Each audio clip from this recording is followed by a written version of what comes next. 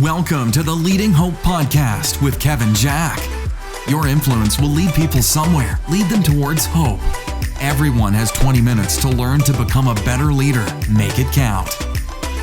Welcome to Leading Hope with Kevin Jack. I'm your host, VJ Williams, here with my friend and pastor, Kevin Jack. Thank you for joining us and taking time out of your day to become a better leader. We release a new episode every Wednesday, so we'd love for you to share on social media and bring others along with us on this journey of becoming a better leader. Visit leadinghope.online to get updates and find out more about the Leading Hope community. If you're new to the podcast or haven't yet subscribed, it would mean the world to us if you did that now. Also, post about it, rate and review. You will not believe how that helps get this podcast in the hands of so many more leaders just like you.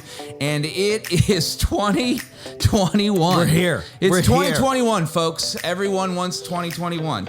But it's here, and we are starting a new series, which I'm so excited for, around effectiveness. And today you've titled episode 6-2, The Effective Leader's Focus. I like Boom! I like how you just say the digits. That's my favorite part of the lead. If it's 6-2, we're ready to rock and roll. I'm with you, and let's do this thing. Let's get it going. So we're so excited, not just for the new year. We're so excited to start this new series on effectiveness.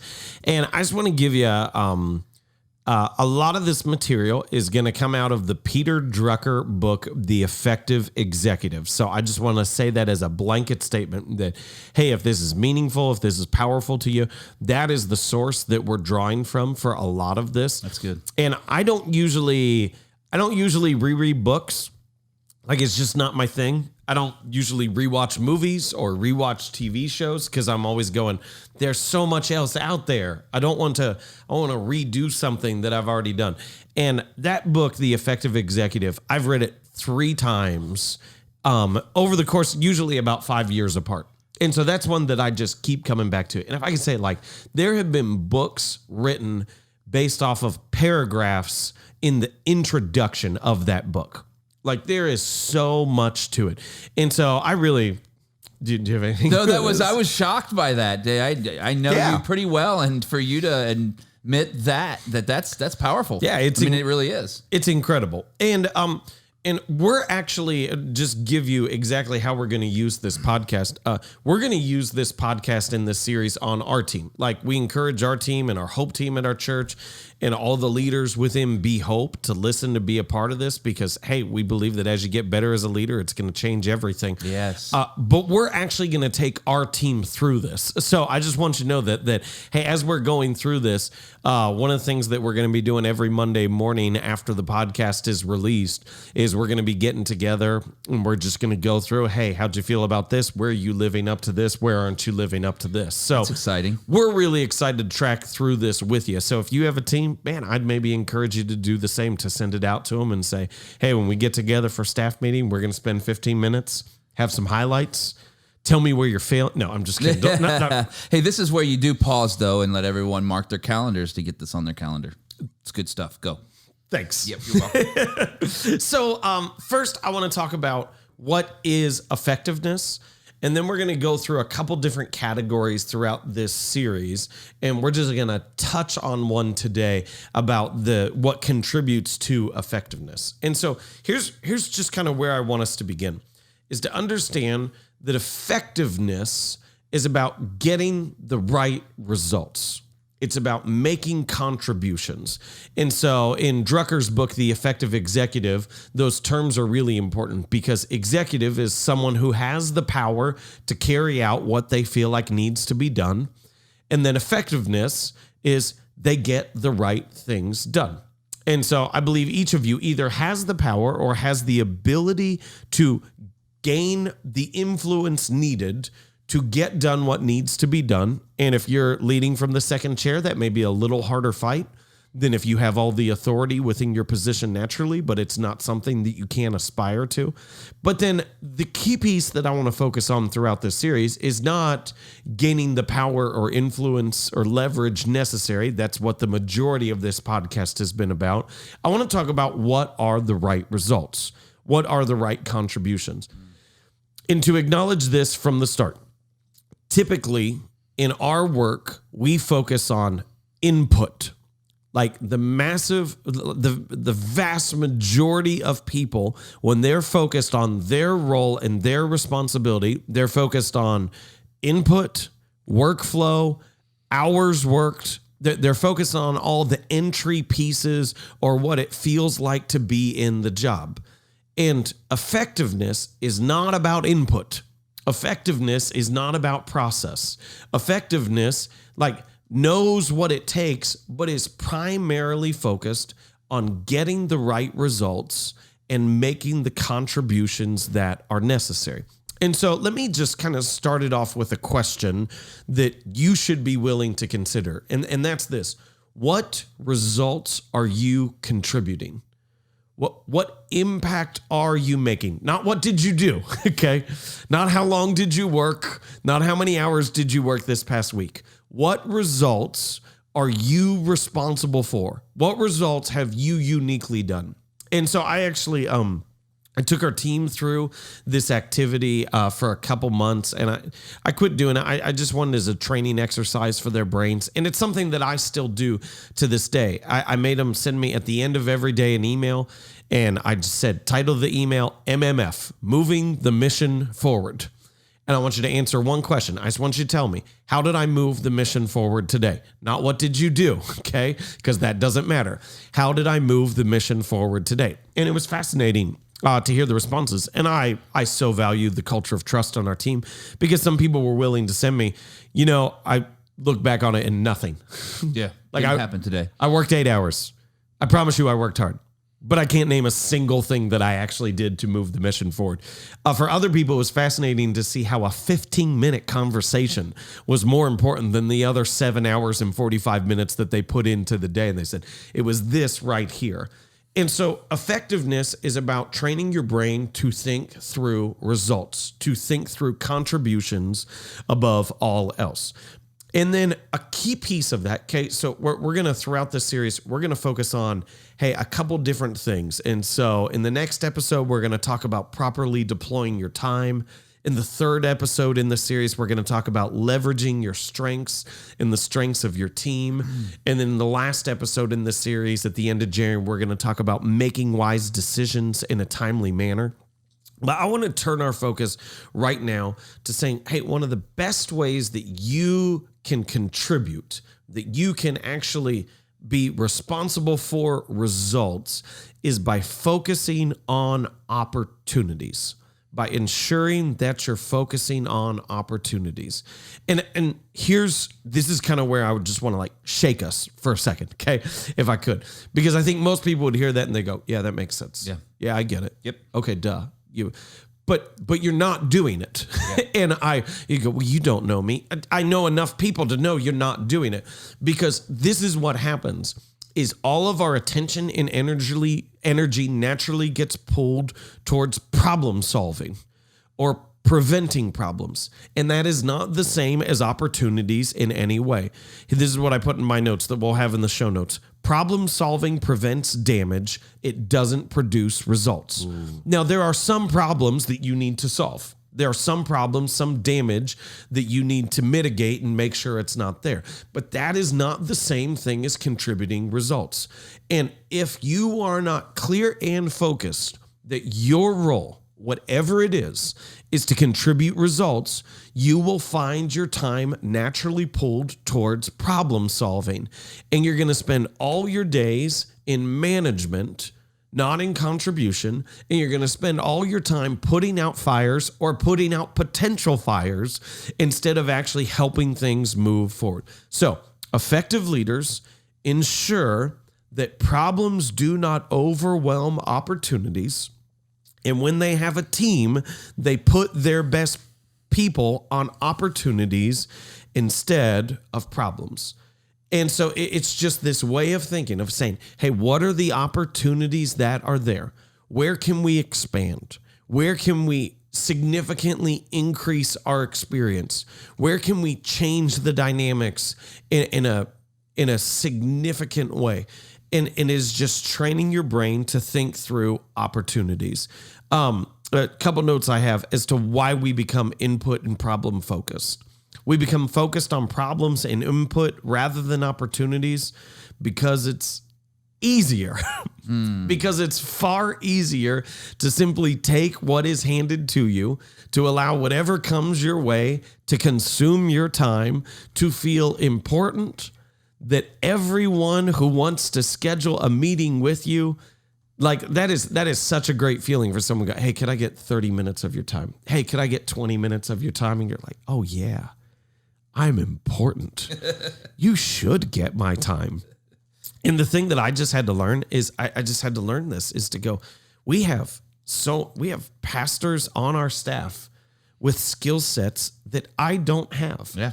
And everyone thinks they need to talk to me. Yeah. And not only should my time be going other places, but I'm not doing the best thing for them by allowing them to talk to me. That's good. They think they should talk to me just because of my position when my skill set is not best utilized in that conversation with the wisdom that they need. It's usually someone else's that they need more. Yeah. And so I had to reduce the flattery and just go, it's not best for you to talk to me. Yeah. Not even like my time is important.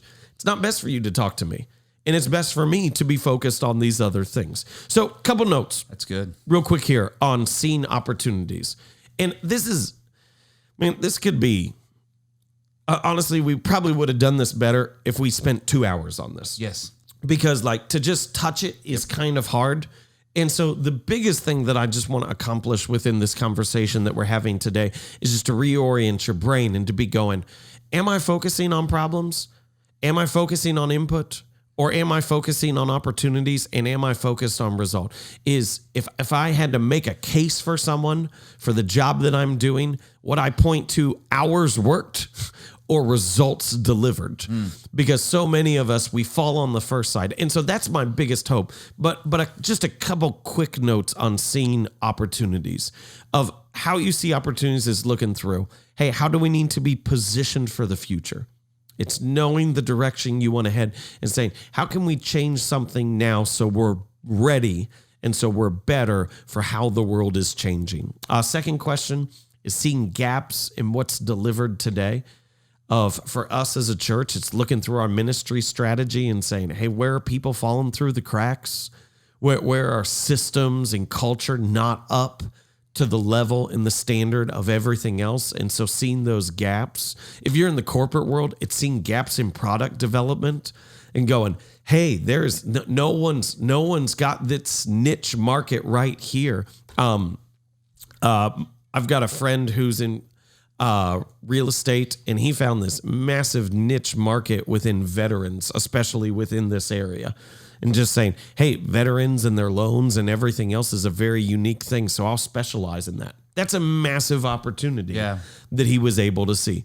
And then the third thing is knowing what improvements to make to maximize impact. Let me spend 30 seconds on this, Vij, and then I'm going to throw it over to you.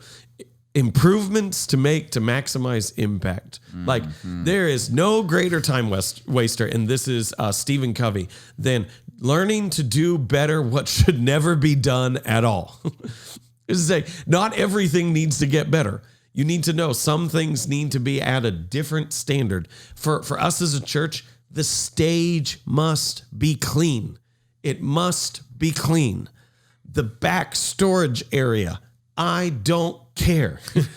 If the stage is, and I say that like jokingly because that's a long conversation that we had in years past, and the stage is perfectly clean now. Right. Like, oh my goodness, for months now, you can hardly see a cable on there. Our team does such a good job of it.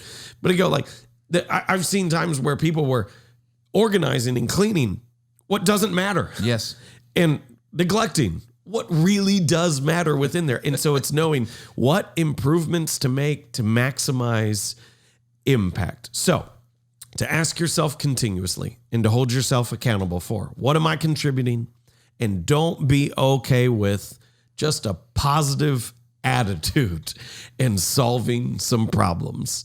That is how you become effective. That's a lot, man. That was so much. I actually feel kind of bad. It's so you're right. We could spend a week on this topic. This is an incredible topic. I think this is powerful to start the year out. I'm glad that our teams are going to get together to run through this stuff. I think it's great. The first question I wrote down, and we're not going to talk about it because it's one of those ones that could be forever, was who determines if the right thing is getting done. But we'll talk about that later because there's a lot there. There's a ton there. There is a lot there.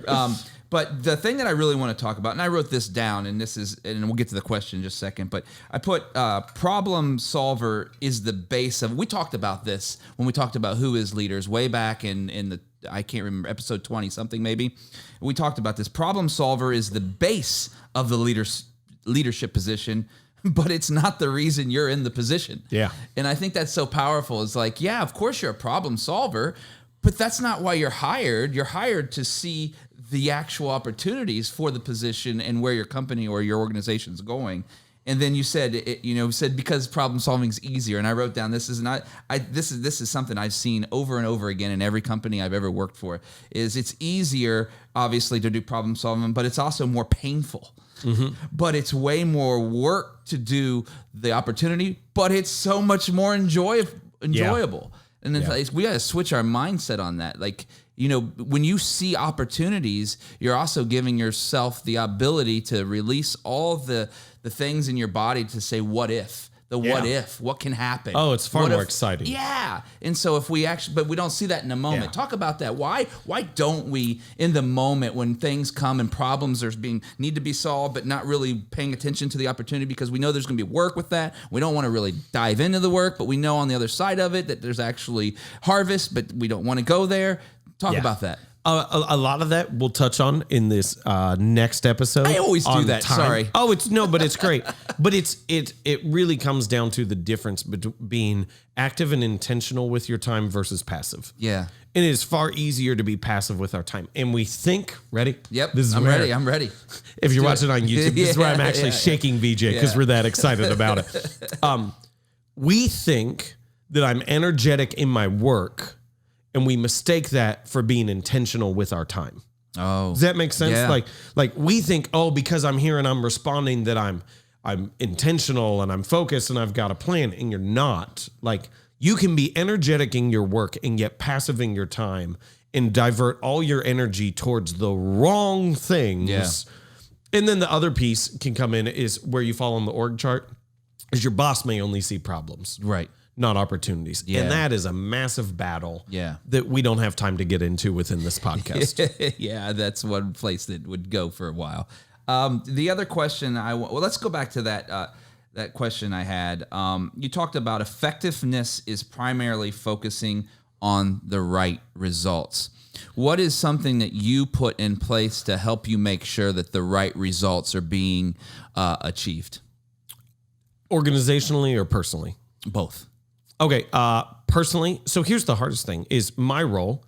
I have to hold myself accountable to this. Yes. And while I think everyone should hold themselves accountable to this, and that's important, I only hold myself accountable to this. Yep. I don't have a direct report. I answer to a board, which is just not a great management dynamic, which is why there's only one person who should ever answer to a board. That's another podcast episode for another day, why you shouldn't have multiple people answer to a board.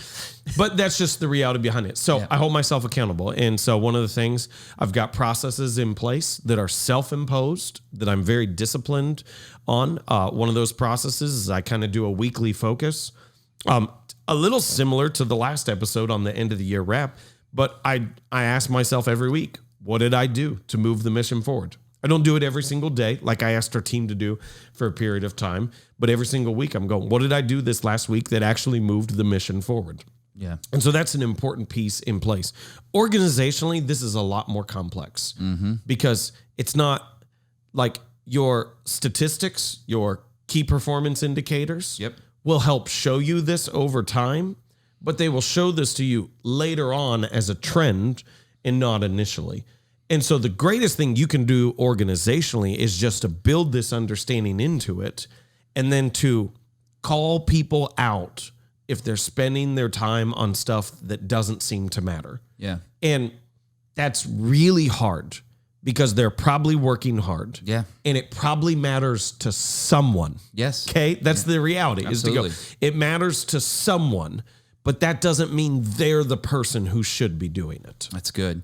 Last thing, and this is more, I think I got a question out of this, but when I was growing up, and this is something, at the time it felt a little harsh, but I think it helped me throughout my life. Obviously I didn't always live into it, but I was always told growing up is I'm not looking for excuses. I'm looking for results.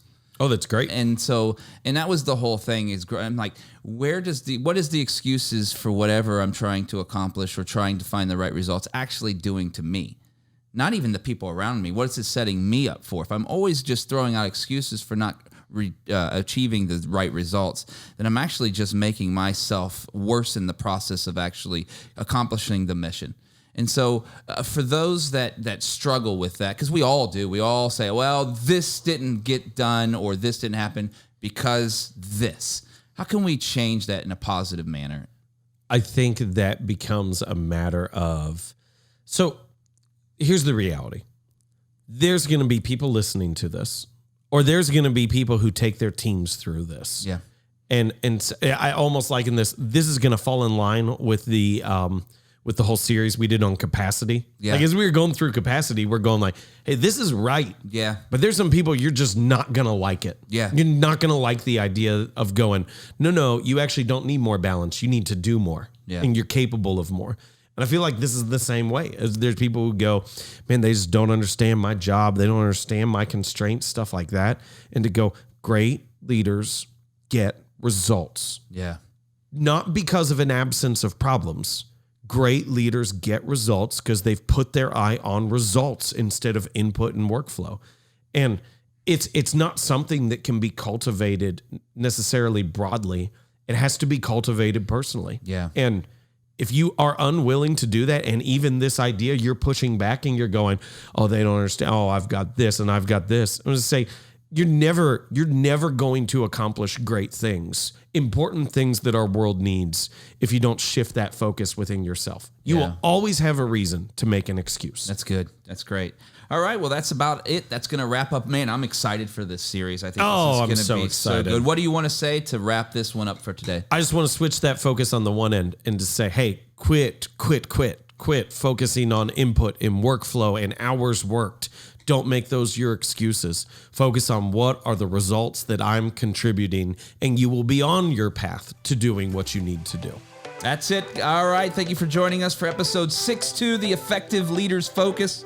We're so glad that you joined us today. If you're new to the podcast or haven't yet subscribed, it would mean the world to us if you did that now. Also, post about it, rate and review, or both. You won't believe how that helps get this podcast in the hands of so many more leaders just like you. We love hearing your stories of how the podcast is working in your life and business. If you have a story, visit leadinghope.online and send that to us. We'd love to hear from you. And remember, everyone has 20 minutes to learn to become a better leader. Make it count.